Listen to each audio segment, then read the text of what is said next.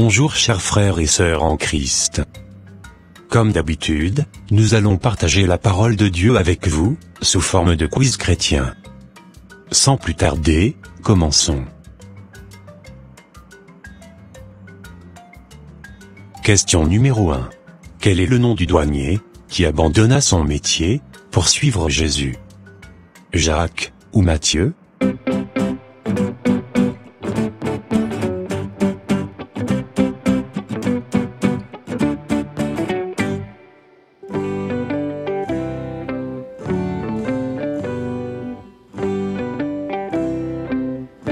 Le douanier qui abandonna son métier, pour suivre Jésus, s'appelait Matthieu, aussi appelé Lévi. Nous pouvons retrouver ce passage dans le livre de Matthieu 9, verset 9. La parole de Dieu dit, en ces mots. De là, étant allé plus loin, Jésus vit un homme assis, au lieu des péages, et qui s'appelait Matthieu. Il lui dit, suis-moi. Cet homme se leva, et le suivit. Question numéro 2. Combien d'années, le paralytique de la piscine de Bethesda, a-t-il attendu la guérison? 12, 24 ou 38?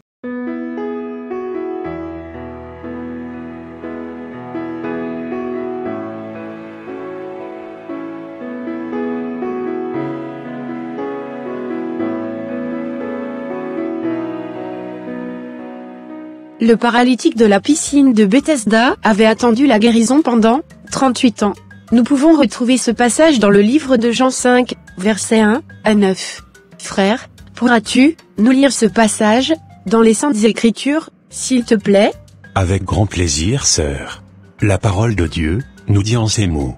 Après cela, il y eut une fête des Juifs, et Jésus monta à Jérusalem.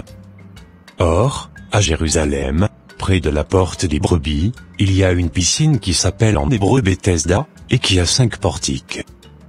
Sous ces portiques étaient couchés en grand nombre des malades, des aveugles, des boiteux, des paralytiques, qui attendaient le mouvement de l'eau. Car un ange descendait de temps en temps dans la piscine, et agitait l'eau. Et celui qui descendait le premier, après que l'eau avait été agitée, était guéri. Quelle que fût sa maladie. Là se trouvait un homme malade depuis 38 ans. Jésus, l'ayant vu coucher, et sachant qu'il était malade depuis longtemps, lui dit, « Veux-tu être guéri ?» Le malade lui répondit, « Seigneur, je n'ai personne pour me jeter dans la piscine quand l'eau est agitée, et, pendant que j'y vais, un autre descend avant moi. » « Lève-toi, lui dit Jésus, prends ton lit, et marche. » Aussitôt cet homme fut guéri. Il prit son lit, et marcha. Quel était le nom du frère d'André? Jean, ou Pierre?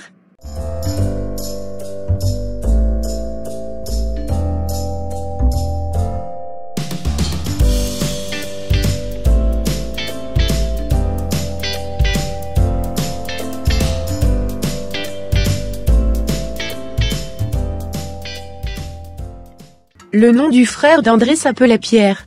Nous pouvons retrouver ce passage dans le livre de Matthieu 10, verset 2. Le frère nous lira ce passage dans les Saintes Écritures. Parfait, pas de problème, sœur. La parole de Dieu nous dit en ces mots. Voici les noms des 12 apôtres. Le premier, Simon appelé Pierre, et André, son frère, Jacques, fils de Zébédée, et Jean, son frère. Question numéro 4. Combien y avait-il de disciples?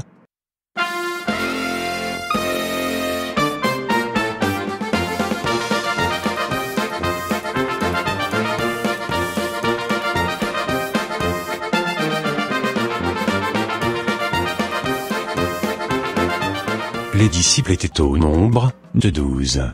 Nous pouvons retrouver ce passage dans le livre de Matthieu 10 versets 2 à 4. Voici les noms des 12 apôtres.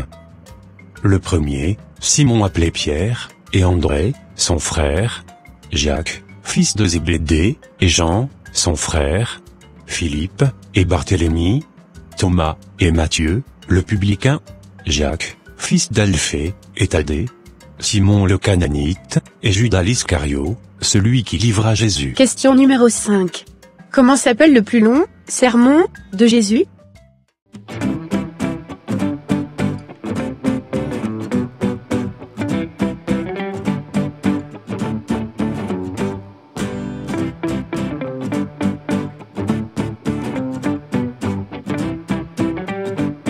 Le plus long sermon de Jésus s'appelait « Le sermon sur la montagne ». Nous pouvons retrouver ce passage dans le livre de Matthieu 5 verset 7. Je lis ce passage, au nom de Jésus-Christ, de Nazareth. Heureux les miséricordieux, car ils obtiendront miséricorde. Question numéro 6. Par quoi débute le sermon sur la montagne?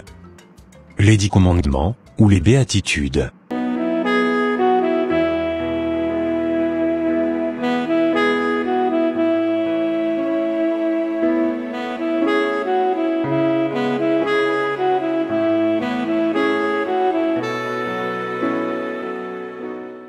Le sermon sur la montagne débute par les béatitudes.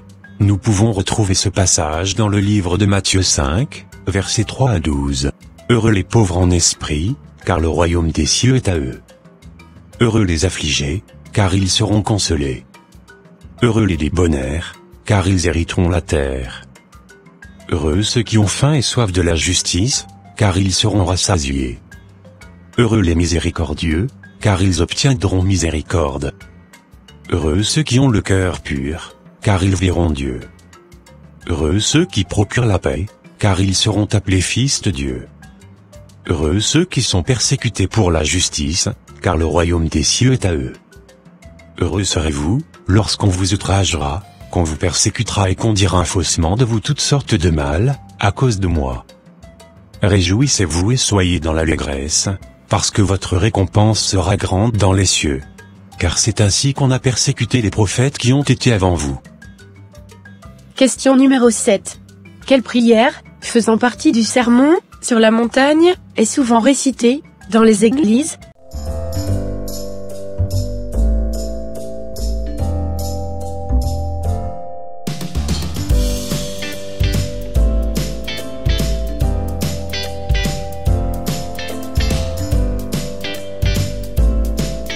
Cette prière est le Notre Père. Nous pouvons retrouver ce passage dans le livre de Matthieu 6, versets 9 à 13. La parole de Dieu dit en ces mots. Voici donc comment vous devez prier, notre Père qui est aux cieux. Que ton nom soit sanctifié, que ton règne vienne, que ta volonté soit faite sur la terre comme au ciel. Donne-nous aujourd'hui notre pain quotidien, pardonne-nous nos offenses, comme nous aussi nous pardonnons à ceux qui nous ont offensés. Ne nous induis pas en tentation, mais délivre-nous du malin. Car c'est à toi qu'appartiennent, dans tous les siècles, le règne, la puissance et la gloire. Amen. Question numéro 8. Complétez la phrase suivante. Large est le chemin qui mène à la mort. Mais est le chemin qui mène à la vie éternelle.